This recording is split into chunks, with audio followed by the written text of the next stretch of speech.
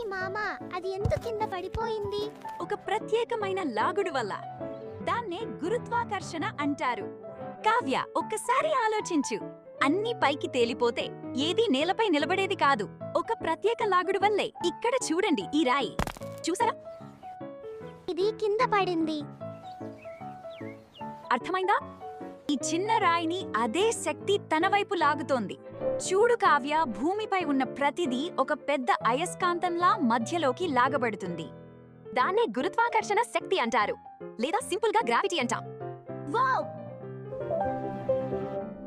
సముద్రాల్లోని నీరు ఎలా అలాగే ఉంటుంది, అదే మనిద్దరిని గాల్లోకి ఎగరకుండా ఉంచుతుంది. అరే వావ్! అంటే గురుత్వాకర్షణే అన్నింటినీ స్థానంలో ఉంచుతుంది. అద్భుతం! అందుకే గురుత్వాకర్షణ అన్నిటినీ తమ స్థానంలో ఉంచుతుంది. మళ్ళీ ఒకసారి తన్నేస్తా.